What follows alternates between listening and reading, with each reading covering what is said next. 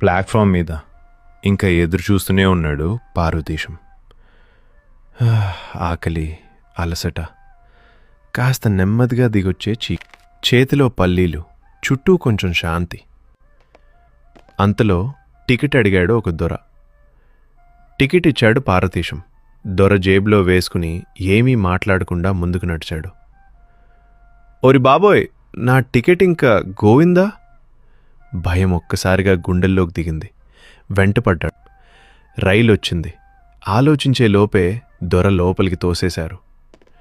రైలు పెట్టెలో అడుగు పెట్టగానే ప్రపంచం మొత్తం చిన్నదైపోయింది. నెత్తిమీద పెట్టె, చేతిలో మడత మంచం, శరీరంతో పాటు మనసు కూడా ఊగిపోతుంది. ఒక్క కుదుపు, అడుగు జారింది. ఒక ఆడావిడ మీదకి వాలాడు. అవమానం. తేరుకునే లోపే వెనక నుంచి మరో కుదుపు, చుట్ట నిప్పు బుగ్గకు తగిలింది. మొర్రో! నొప్పి కంటే అవమానమే ఎక్కువ. ఇంకా తూలుతూనే ముందుకెళ్లాడు. చూస్తే చంటిపిల్లాడు. పడిపోతే వాడిమీదే పడతానన్న భయం. పక్కకు తూలాడు. పిల్లాడిని తప్పించబోయి తల్లికి చిక్కాడు. తర్వాతింకేముంది? అందరూ బళ్ళున్ నవ్వారు. నవ్వుల మధ్య అమాయకుడు ఒంటరిగా నిలబడ్డాడు. చెంపమీద చేయి, ముఖంలో అయోమయం. చుట్టూ చూశాడు.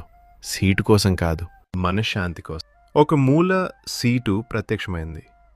అయ్యా అని కూర్చున్నాడు. సామాన్ కింద పెట్టాడు. అప్పుడే తలపైకి తిప్పి చూశాడు. గొలుసు. ఒక చిన్న వెలుగు కళ్ళలో మెరిసింది.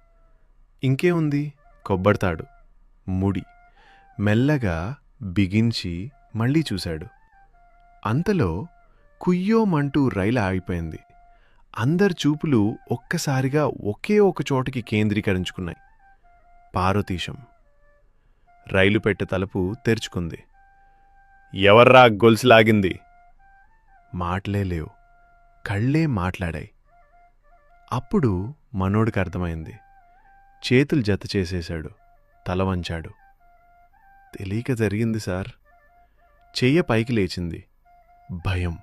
ఇది తప్పు, కాని నేరం కాదు. ఎందుకంటే అమాయకత్వం ఎప్పుడూ శిక్షించబడదు.